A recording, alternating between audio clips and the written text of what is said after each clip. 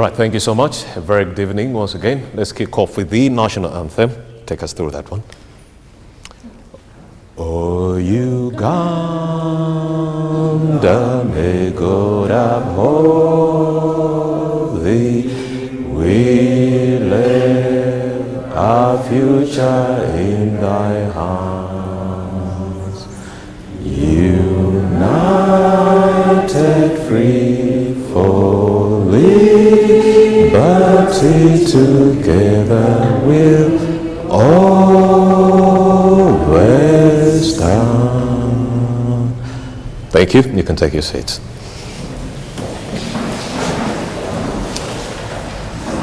All right, a very good evening once again, ladies and gentlemen. I'm very, very happy to be in your midst.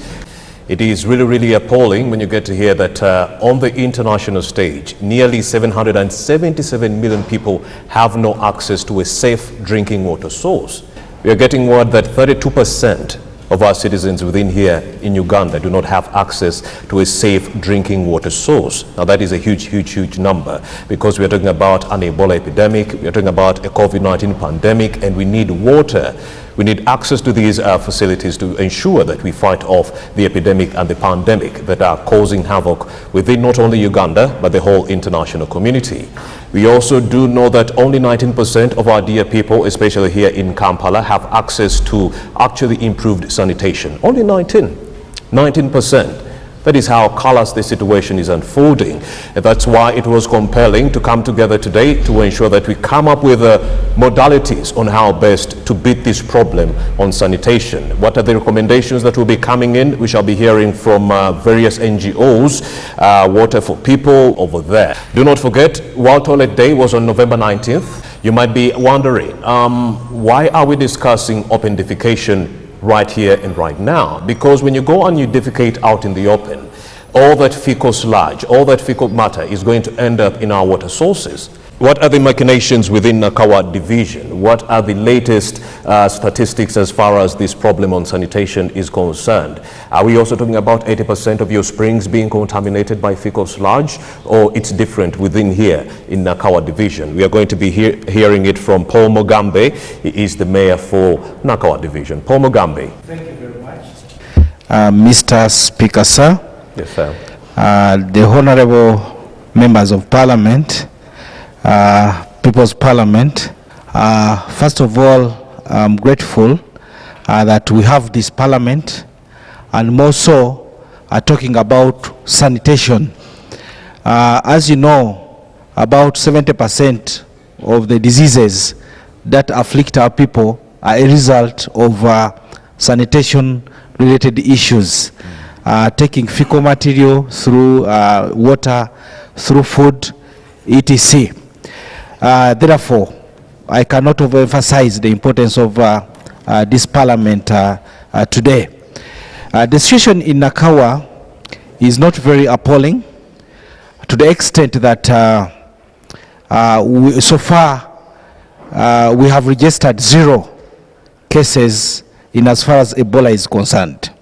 But this has been made possible by different partners and teams that have intervened in different ways. We have the Weyonje team. Weyonje means clean yourself, and cleanliness starts with you. Weyonje, you yourself. And with this program, we've been able to build toilets for our people, for our communities at 50%. If say a toilet goes for 10 million, you have to pay only 5 million, and then we do the rest. We have subsidized emptying services. Who pays the rest of the 5 million? The 5 million, that's an example, but some toilets go for maybe even 2 million, even 3. So the person pays maybe 1.5, and KCC pays the rest through our Weyonje program. So it's not entirely government? Sorry? It's not entirely government? No, it is some cost sharing together with our people. We want them to get involved, but it has worked wonders, you know, so because we have been able to construct many toilets. We also have cases where our water sources are being contaminated by fecal sludge because of poorly built pit latrines and so forth. It is true. In the past, the situation was really bad, but now it is improving, because even the toilets that we are constructing for our people are waterborne toilets that do not contaminate the water sources. These are toilets that can be emptied. Yes. They are built with concrete down, so that the fiscal material does not spread through the soil systems. So in a way, it has improved the situation in Nakawa. Then we have had cleanups. As you've seen, we don't have garbage on the roads. We usually do community cleanups. We had places that were very bad, like Mulimila, Mutungo, and others, but we have carried out regular cleanups where we have improved the solid waste management. We have also been able to provide water through our partners. People now can have clean water. I see. Like we harvest water from, say, a community hall or a big building in the community, which we put in tanks, very clean, and then we provide to our people. So through you, Mr. Speaker, sir, I call upon the government to increase the budget, and even the motivating our people. We have the VHTs who do a lot of community work. Their remuneration is not good. They need to be paid. Well, thank you so much, Mr. Pomugambe. Thank you so much. We do have the members of parliament. Of course, he mentions the issue of financing. It's really, really important. It's one thing to set up these structures, and it's another to ensure that there is money, to ensure that these facilities are well taken care of when it comes to operations. When they fill up, they are emptied, somewhere that is safe, not in a wetland. All right, let's also hear from Jane Mulumba Nabunya. She is the Country Director, International Water and Sanitation Center, IRC. Thank you so much. Take over. Thank you very much, Mr. Speaker. Yes. Thank you for the opportunity. Indeed. I'm here, Mr. Speaker, on behalf of a group of NGOs, non-government organizations, that have picked interest to come out and work with the media, really, Indeed. to create more awareness on WASH, water, sanitation, and hygiene. It's not good to work in silos, separately. If you look, Mr. Speaker, at the different visions and missions on these pull-ups, they are all towards one thing, to improve sanitation, to provide, to increase access, to contribute towards the right to water, sanitation, and hygiene. Indeed. So we came together in what we call Agenda for Change. WASH Agenda for Change, looking at 2030, which is our Sustainable Development Goal target. 6. 6 plus the other goals, and we even add 2030 plus. Because right now, even in Africa alone, only 2 countries will meet the target for access to water. Only 1 country. So we are lagging behind. Very, very behind, Mr. Speaker, sir. Wow. We are lagging very, very behind. We need collective action. We need concerted effort. And this group of organizations at the global level, but in the countries, we are here. So we live the situation. IRC, International Water and Sanitation Center, Water for People, Veltunga Hilfe, they are not here, but they are very active in the group. Water Aid, very, very active. And then at the national level, we collaborate with our network, the Uganda Water and Sanitation Network. We are all members of UWASNet, and we provide ourselves with the space and the platform to push, to do advocacy, to do influencing. And Mr. Speaker, what do we look at very specifically? We believe that a number of components must be in place for water, sanitation, and hygiene services to be delivered. Such as? Finance, the mayor has referred to that. Indeed. We need money. We need policies and laws. Tofukawa no, don't urinate here. Yeah. That's part of regulation. That's part of enforcement. We need that. Where are they? Where are those policies? Are we following them? These days, we don't construct unlined toilets. True. You have to line them so that you can empty them. If you don't have space and you build an unlined toilet and it fills up, what do you do? Do you stop using it and then you do what? You defecate in the open. Wow. So even with a small space, you can construct toilets that are lined and emptied. Indeed. And in Kampala, emptying can become a problem because look at the roads, look at the way the housing is. The houses are just too close. Neck to neck. You go to the slums that were referred to by the mayor. Even simple emptying technologies cannot reach there. Because of the land tenure system. Yes. So you need that, Mr. Speaker. You need proper planning. And I'm not even talking about complicated planning. It is planning that involves the people, the VHTs, that involves the communities, that involves the different people. So, Mr. Speaker, those organizations I mentioned came together. We work in our respective organizations, but collectively we push for what we call systems. Systems are those components I've mentioned. And we reach out to other organizations, Mr. Speaker, like the Uganda Parliamentarians Forum for WASH. They are here, 2 of them? Yes, they are here. They have a forum, and we work with that forum to do advocacy, to do influencing, to ensure that issues of water, sanitation, and hygiene remain high on the agenda. Because we need to remove that whole conception of sanitation is a private thing. I go to the toilet, I poo, I finish, I get out, and it's private. No, it's not private when we have cholera, Ebola. when we have Ebola, when we have COVID. It ceases to be a private issue. It becomes a public issue. Well, thank you so much, Jen Mulumba, for that submission. Thank you, Mr. I enjoyed it. I enjoyed it indeed. All right. We are still taking a look at some of the speakers right here. I also do have Maweje Martin. He's an engineer working for Water for People. Thank you. Right, Honorable Speaker. Yes, sir. I'm happy to represent the country director of Water for People. Indeed. And as the previous speaker rightly mentioned, Water for People, we are part of the agenda for change. There's so many implementing partners. And WASH, Water, Sanitation and Hygiene Service Provision within Uganda.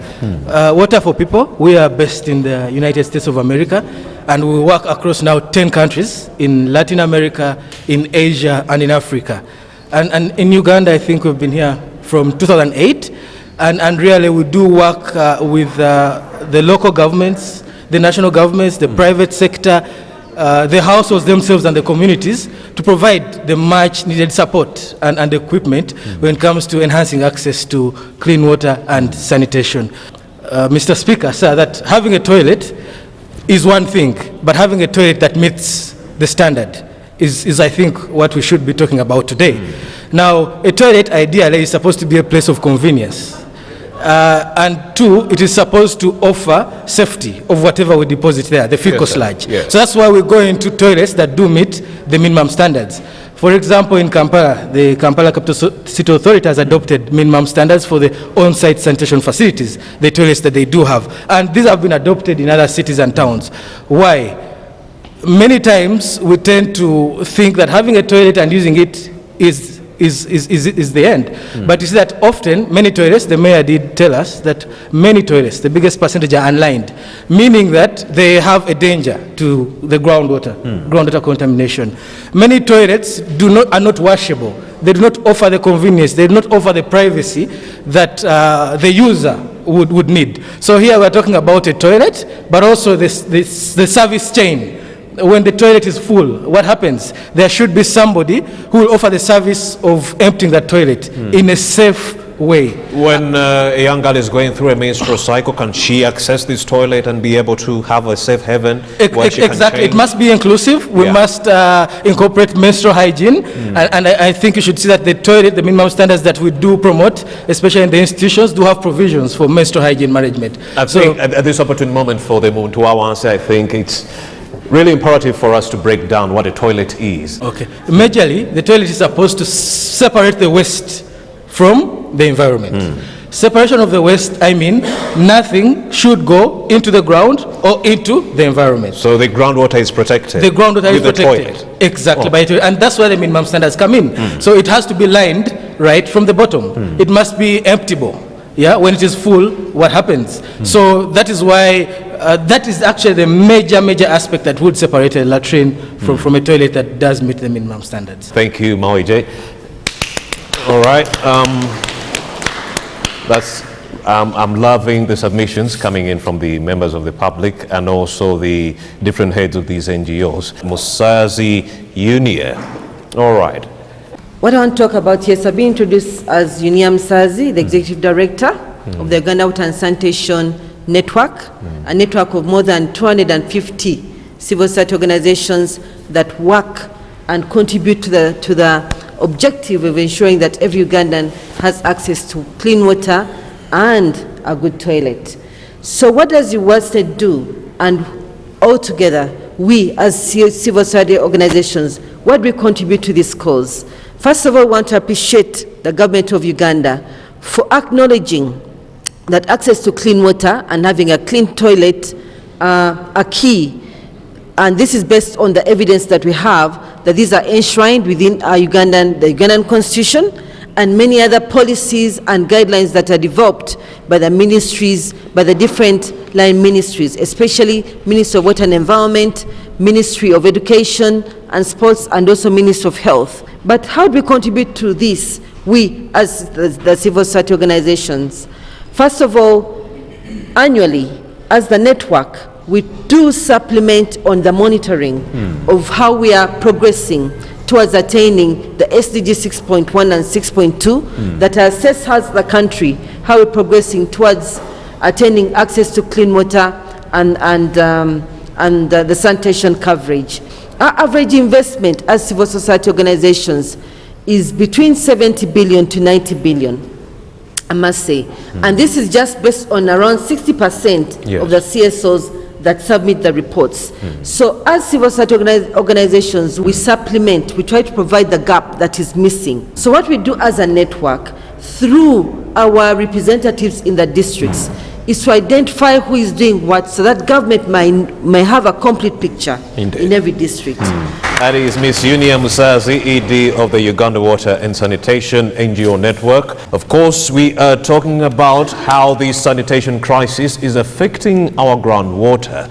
Like I did mention, our springs, 85% within Kampala here, have been contaminated already by fecal sludge within that context. So we are talking about how best we can do away with this problem. We are coming to you from the Nakawa Division Community Hall, and we are going to go for a short break. But when we do return, we do have members of parliament who are going to be talking to us about this same subject. We'll be right back.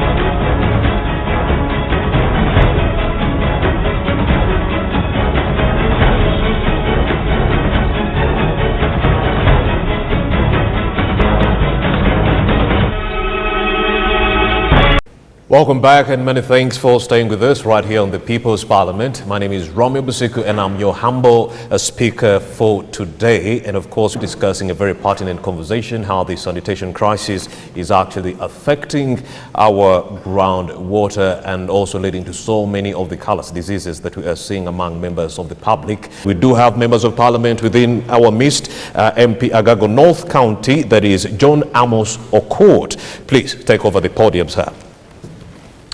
Issues to do with financing have been mentioned one too many times when it comes to these WASH activities. You can't do them minus the resource envelope being fat as it gets. So what is Parliament doing in this regard? Thank you, the Right Honourable Speaker and Honourable Members of the People's Parliament. My name is Kolo Okot John Amos. I'm a Member of Parliament for Agago North County, and I'm also a member of Parliamentary Forum on WASH. As I talk now, there's a draft bill in regards to water and sanitation. Notwithstanding all the figures, Mr. Speaker, about the different effects and the population which are suffering as a result of lack of water, access to clean water, and poor sanitation. There's this big question that comes in my mind, Mr. Speaker. One, we have different forces. If you talk about 1.8% of the people living in Kampala, the capital city of Uganda, is lacking access to better sanitation. That is an alarming figure. But again, when you take it outside, we talk about 28 millions of Ugandans are lacking. 7 out of 10 every household, they are lacking sanitations. That is more alarming figures, to the extent that it gives us a point that we are in a worrying position. And when you talk about Ugandans, we are even talking about different forces, including the UPDF, by the way. Do not just look at the one inch down. The even UPDF the has no access to... Those are Ugandans. And this kind of question come in your mind. Supposing they go for operation, where do they deposit the waste? Where do they deposit the waste? This is a question. Then it brings me to a point that we need to bring the invisible to visible. We need not to leave anybody behind. Let everyone comes on board and push. Masters, we shall be talking about financing. Masters shall be talking, let us promote and bring on board this. Every individual should take as a cause for him or her that I want to end these problems.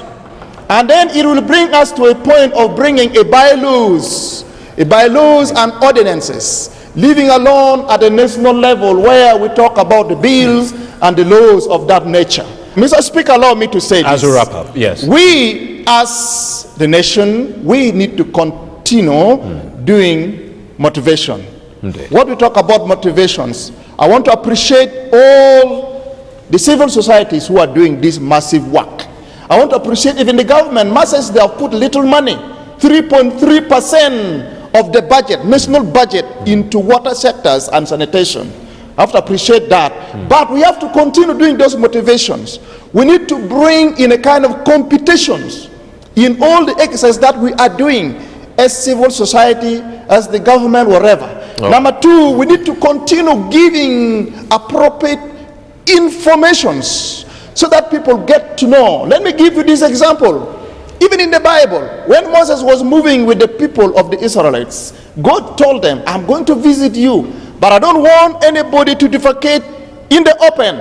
Dig the ground, bury it down, so that the place should be clean. We have to advocate and talk more about him, Mr. Speaker. All right, thank you, sir. Mr. Speaker, I thank you so much for giving this small opportunity for having said this. God bless you. God bless you too. That is MP John Amos Okot from Agogo North County. Well, he's a passionate speaker. We also do have Etuka Isaac Jokino. He is an MP from Upper Madi County. We would like to know what is happening within your jurisdiction, sir. When we look at issues of wash, water hygiene and sanitation in this country, it is something that every Ugandan must take seriously. Right Honorable Speaker, when we look at the wash issues, it is a constitutional matter.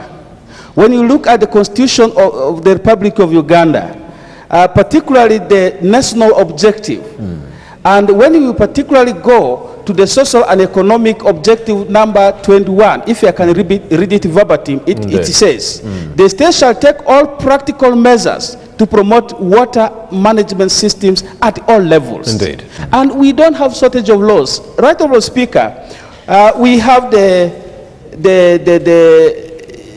national water policy, we have the national sanitation policy, we have a number of laws that govern the distribution, use of water and what have you. But the question is the local community aware of these existing laws?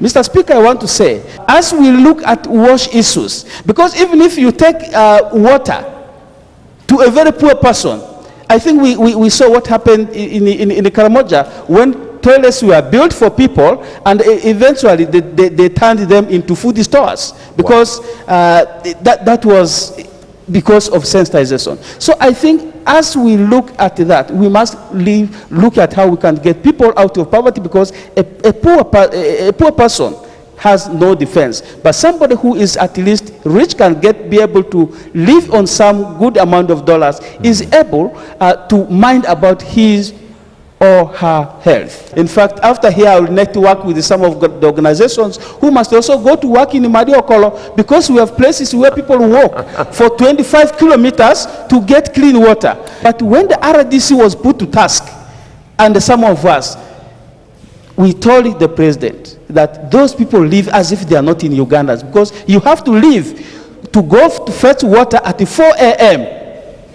Then after that, you come home with that water at 10. They even recycle use of dirty water. When you wash clothes, you let the water to settle. The water settles, you reuse it. So it's dirty water. So already. it's even this water they are going for the 25 kilometers, they are still walking to look for dirty water. That is Honorable it's very alarming. It is very hard situation in Mariokolo. Thank you so much for your submission. Very, very compelling arguments that are being aired right here at the People's Parliament. We are camped at the Nakawa Division Community Hall, making sense of the issues that are taking center stage within our country as a result of poor sanitation and so forth. Of course, now we are getting into another phase. We haven't spoken to the LC5 chairperson for Kamwenge. That is Mr. Karungi Joseph. Good evening, Mr. Speaker, and the members of Parliament and the Ugandans who are watching us. Once again, my name is Karungi Joseph, the district chairperson of Kamwenge. In terms of WASH in Kamwenge district over the past 2 years, with the support from Water for People, we were able to launch our WASH master plan. And according to the master plan, we were able to identify a number of gaps and interventions in terms of extending water to our communities. And in terms of water extension, we look at one, accessibility of water by our communities, then reliability of the water sources, and also the cost of accessing these facilities to ensure that everyone can be able to access water. And in line with our Vision 2040 and also Sustainable Development Goal number 6, the international community and also our governments and local governments, we are all committed to ensure that we get water to our communities. And in the past 2 years, we've been able to cover over 100 villages. We are now remaining with around only 14 villages within our district. We believe that by the end of next financial year, we will be able to have ensured that at least every village has a water source. Every village. This is our starting point. So once every village has a water source, then we will be able to go to every household in the village. Kampala here, we are talking about 4.5 million people passing through Kampala city during day. We are 2 million at night, but 4.5 during day. And we only have 1,000 toilets for that number of people. So in Kamwenge, what are the statistics? Yeah, for us in Kamwenge, at least our statistics currently lie above 85%. So at least our households, 85% have access to sanitary facility. Nice. First of all, most of our sanitary facilities, traditional pit latrines, they were of course open and not lined. To qualify them to be improved, we give them flappers. Flappers? Yes, flappers. So once this sanitary facility is provided a flapper, it qualifies it to be improved. Then, to ensure that these latrines are easy to clean, you must be able to cement the floor. But one of the challenges has been, how does this household get even a bag of cement? Where a household finds it hard to get a bag of cement, Mr. Speaker, we encourage them to make like a group of 3 households. Then they can be able to contribute and buy 1 bag of cement, which would be enough to cement the latrine and make it easier to clean. All right, thank you so much, Karunji Joseph, for that humble submission. All right, let's crown this second segment with a submission coming in from Jen Sembuche. She is the Country Director for Water Aid. Jen Sembuche, a very good evening. What's the latest where you are and what do you have to say about the topic at hand? I want to talk a little bit about the GMP ladder for sanitation, as today we discuss issues around sanitation.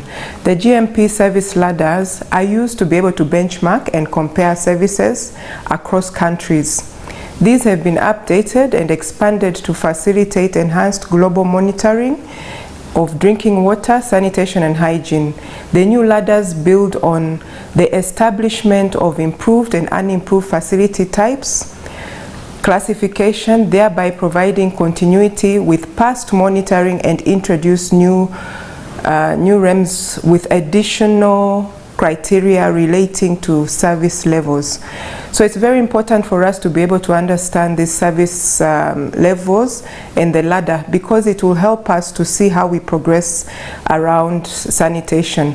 Improved sanitation facilities are those that are designed to hygienically separate our excreta from human contact, which is what we are targeting towards, because we need to reduce the infection rates.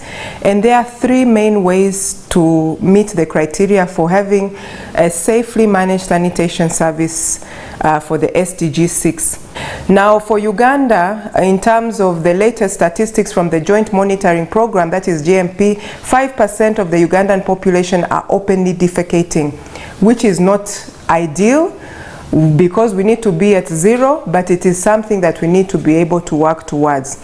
Now that is at the bottom of the ladder. The second level is on unimproved services. Now unimproved services, we are basically talking about a pit with a slab, yeah, where somebody goes in, defecates and leaves. But why is it not improved? Or we call it unimproved because there is exposure to flies and other vectors that can pick up the infection and spread it. And also the processing and treatment of these feces are not done well. So that is the second level of the ladder, unimproved sanitation facilities. Then we have limited service within the sanitation, which uses unimproved facilities shared between 2 or more households. This is where you have 1, 2 households sharing the same sanitation facilities that do not allow for proper treatment of fecal matter. The next level is basic, where you see an improved facility which are not shared, but still there is challenges of safely managing the fecal matter from the point that it is collected to where it needs to be treated. Now the ideal level that we want to see right at the top of the ladder is the safely managed, which is the use of improved facilities that are not shared with other households and where excreta are safely disposed of in situ or removed and treated outside. And this is where, as organizations such as Water Aid and other players that are talking and discussing about sanitation, we need to be able to go. So far, from the data that we have, Uganda at basic service level, not the safely managed, the basic service level, we are currently at 23%, which is not ideal, and we need to be able to improve so that we can progress towards the vision of 2030 of seeing more of our communities accessing the proper sanitation services. So now when we talk about what we have in terms of the status and why we are here today, is so that we can together work towards improvement. There has been a decline in service level around sanitation within Uganda, and we need to see that changed. And some of the actions that we need to be able to have center around building blocks. system building blocks that will ensure or at least guide us to seeing the change that we want to see. That is Jen Sembuche, the Country Director for Water Aid. You're still watching the People's Parliament. Let's take a very, very short break. We'll be right back with more deliberations coming in from members of the public in our midst. Stick around.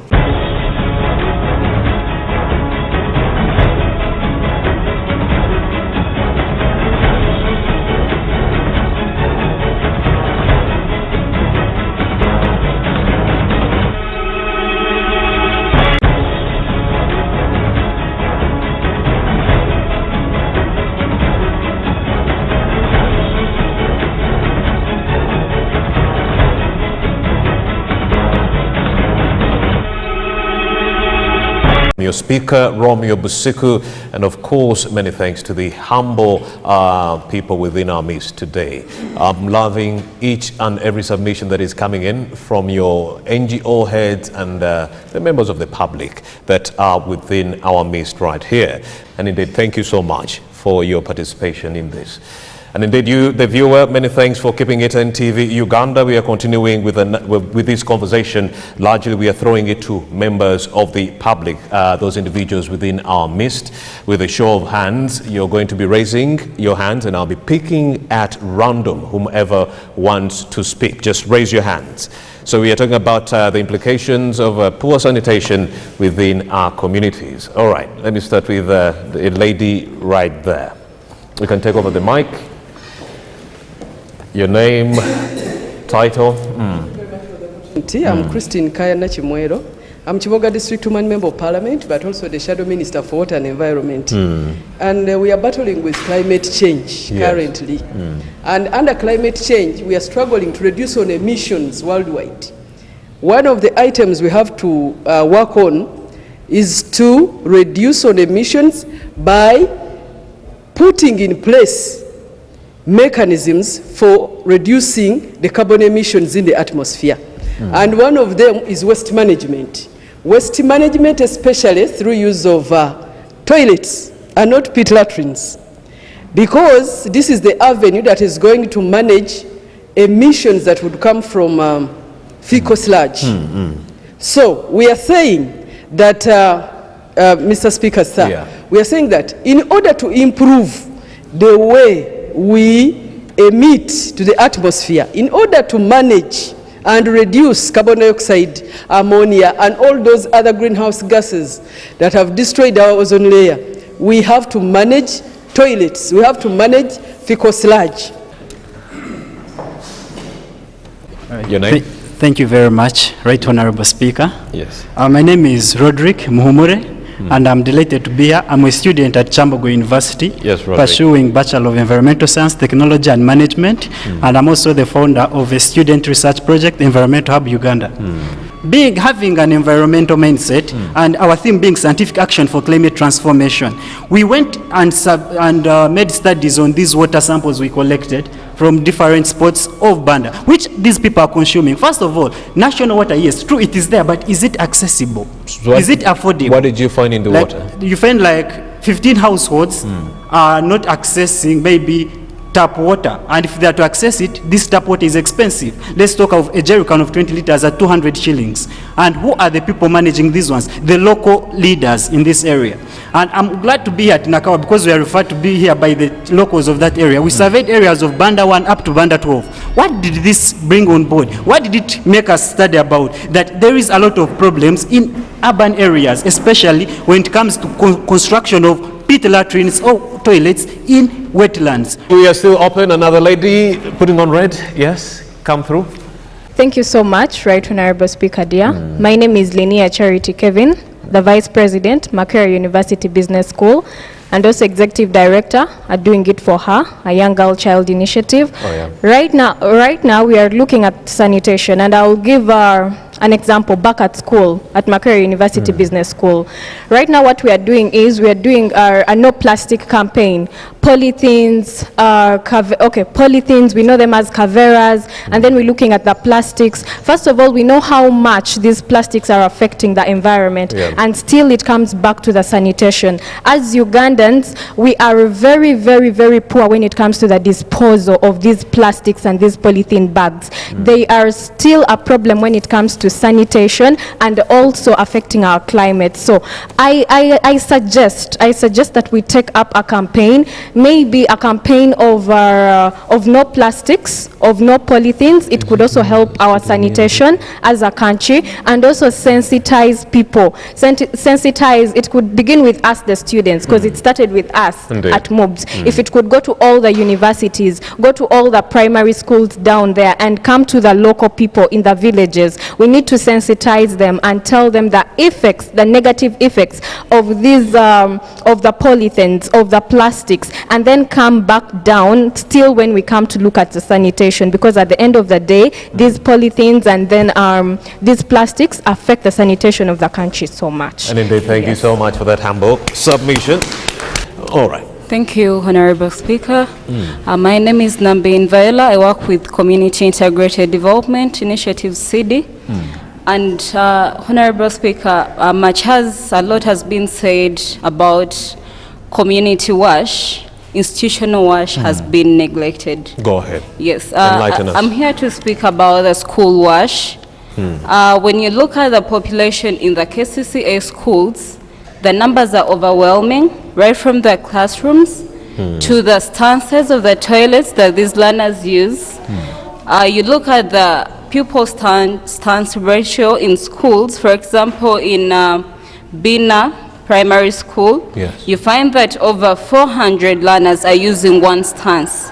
And this is putting much implication onto the time that is spent into these latrines than the time given to education.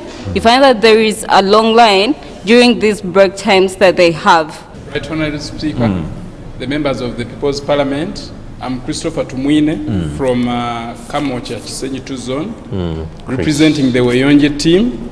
By the time we started Weyonje in 2018, we experienced a lot of open defecation, open urination, improved open defecation, which I've had no person talk of. We have people who are living in the upscales of Kampala, like Kololo, Naguru, who are using the flush toilets, but you find that whatever they flush ends up in the suburbs of Kamocha through the sewer line bursts. They have been flowing for the last years up to now. We've tested national water, but up to now we've not seen any solution come on board. The structures of leadership have not been empowered. KCCA has been having an overreaching hand. It comes from the division, bypasses the leadership, then handles local issues that are meant to be handled by the local leadership. I see. So I request that they empower them, then give them full authority and guidelines to handle community issues. All right, Christopher, thank you so much for that humble submission. The lady over there. I'm called Jackie Binen, and I chair the Parliamentary Forum on Water, Sanitation and Hygiene. This is a network that was formed to enlighten members of MP and to network with the civil society and other players like the media in order to improve the livelihoods of Ugandans. Each of the participants has spoken about money, financing. What are you as the August House going to do to actually offer some kind of a reprieve? As the Parliamentary Forum, what we do is we try to get the issues that direct us to strengthen our points on an increment in the budget to our sector. So we've worked with so many CSOs who equip us with the knowledge and the statistics, so that when we sit, when the committees sit, the line committees, we are speaking the same voice for an increment in the budget. Indeed. All right, we are wrapping up with a lady. Okay, over there. Yes. Honorable Speaker. Yes. I beg you to allow me to present in my local language. Please go ahead. Thank you. Ndi community worker. Ndi VHT fe abasawo abasookerwako ku ground. Ndi coordinator owa Koto 1 parish. Buzibu ki bw'osanze ng'okola? Obuzibu bwensanze, obuzibu bungi singa mbumenya wano tuba tetuvaawo, naye kale ffe nga ba VHTs tetuli ku government payroll.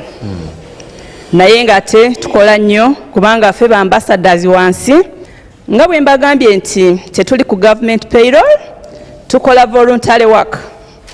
Naye ebitongole bino byemmenye omuli Water for People bye bitukwatirako nnyo okulaba nti bituwayo ka facilitation ndooza kenandiyise olwendo lw'amazzi nga tutambula. Ensonga enkulu gye ngenda okwogerako ya kasasiro, solid waste management. Mu Kampala naddala mu ghetto zaffe tubadde n'obuzibu obwa kasasiro. Kasasiro ono ng'okumumanaginga mu bantu kizibu nnyo. Naye neebaza Mukama nti olw'ebitongole bino byemmenye bisobodde okutukwatirako, weeyonje neekwatagana ne ba consortium bannabugabo ebitongole ebyo ebyenjawulo ne baba nga basobodde okukola ki okutugyamu kasasiro. Weebale nnyo, weebalire ddala.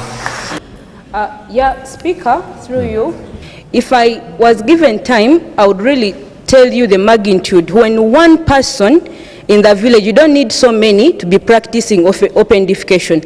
Just one person can complete the whole village. So in that regard, it means lack of a proper sanitation facility or proper maybe access to safe clean water has reaching implication not only to the users but to the nation at large. So what happens economically? You realize that there is a lack of loss of labor productivity, because culturally we know very well that when somebody is sick, it is the women that go to pay attention as caregivers. Meanwhile, as the husbands look for the money. So the money that would be otherwise be used to start up your business, boost it, it will eventually be taken to hospitals. For those who have had patients suffering from typhoid, the children with diarrhea, you know what it means. Let's also get some recommendations from, that is Jane Mulumba, Nabunya, Country Director for the International Water and Sanitation Center. You had some recommendations you wanted to share with us. One, collective action. These problems are too big. They are huge, they are massive.